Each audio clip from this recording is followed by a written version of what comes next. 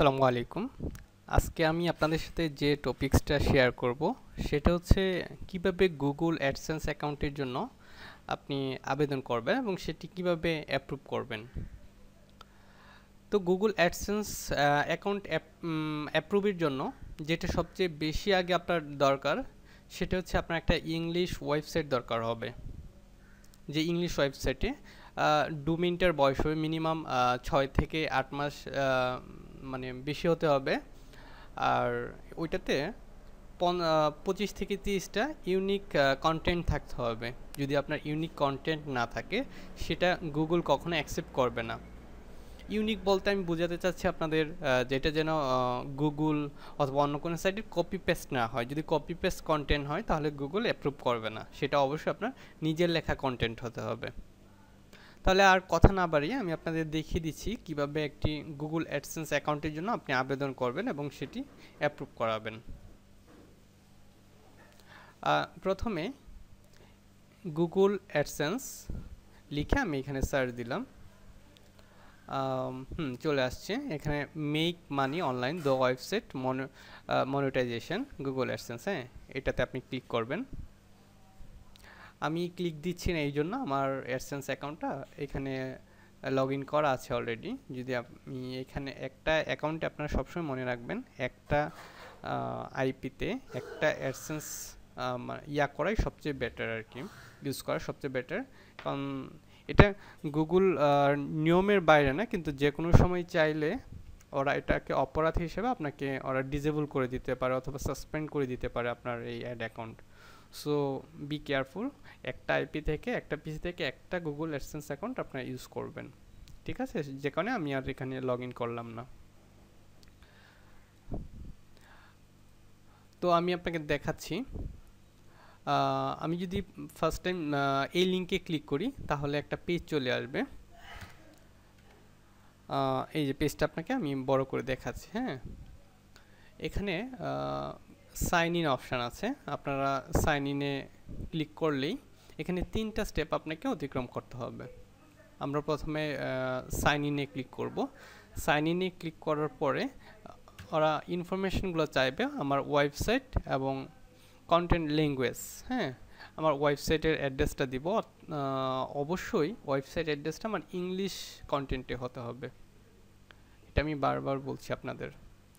আর কন্টেন্টে আমি এখানে ইংলিশ দিয়ে দিয়েছি। তারপর স্টেপ 3, কিছু ইনফরমেশান লাগবে এখানে।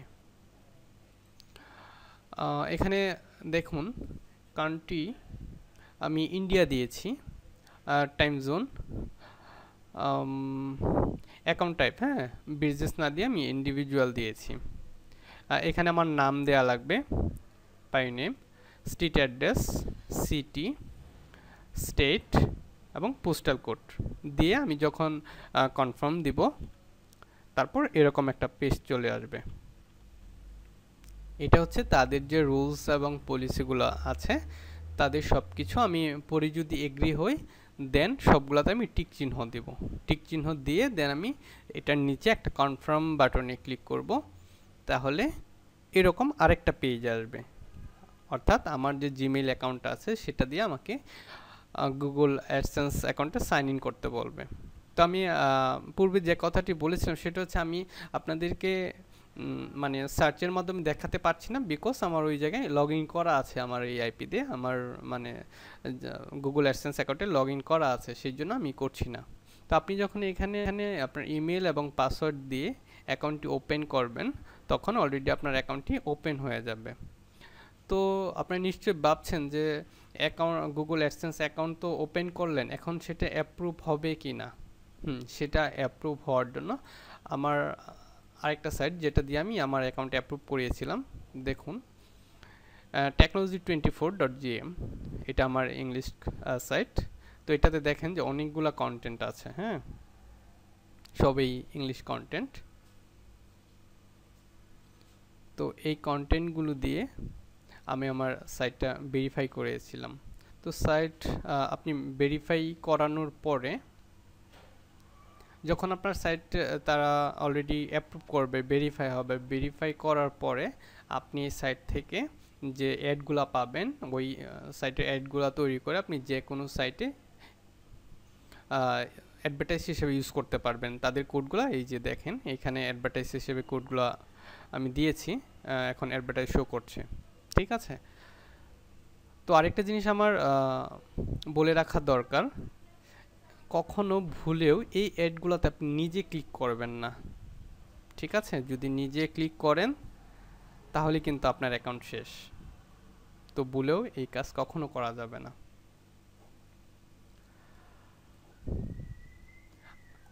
আর কিছু বিষয় আছে যেগুলো হচ্ছে আপনি অন্য পিসিতে আপনার যে অ্যাকাউন্ট আছে সেটা আপনি লগ ইন করতে পারবেন না, তারপর আপনার নিজের অ্যাডে আপনি নিজে ক্লিক করতে পারবেন না, তারপর হচ্ছে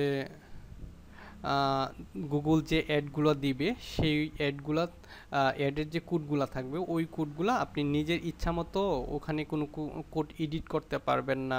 এগুলো হচ্ছে সবই গুগলের রুলসের বাহিরে। যদি এই কাজগুলো আপনি না করেন বা একটু কেয়ারফুলি থাকেন তাহলে আপনার অ্যাকাউন্ট কখনোই ব্যান হবে না।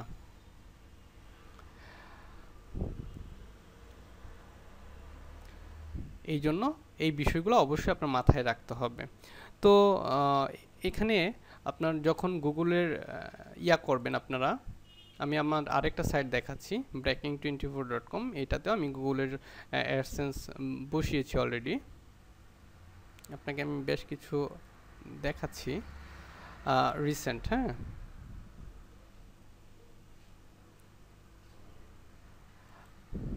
আচ্ছা দেখেন যে এখানে আমার গুগলের অ্যাড শো করছে, নেম চিপ, তারপর এখানে প্রাণের একটা অ্যাড শো করছে। হ্যাঁ, এই দুইটা জায়গায় আমার গুগলের অ্যাড শো করছে।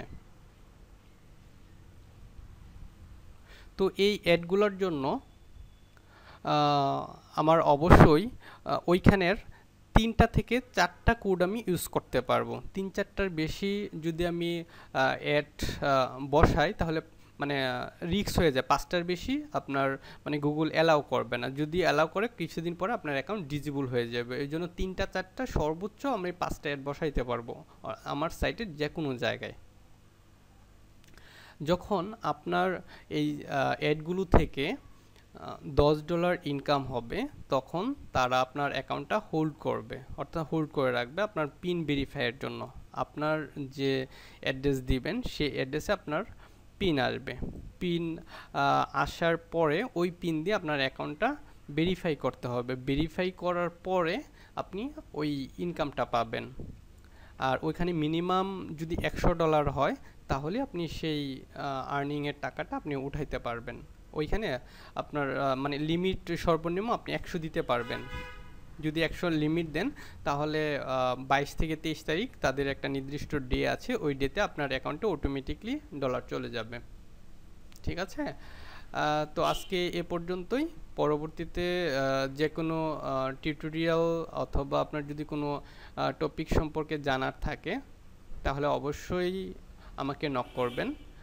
আর আমার ফেসবুক পেজ হচ্ছে breaking24.com। আর আমাকে নিয়মিত আমার যে টিউটোরিয়ালগুলো আছে এগুলো আপনি প্রতিনিয়ত আপনার হোমে আপডেট পেতে অবশ্যই আমাকে সাবস্ক্রাইব করবেন।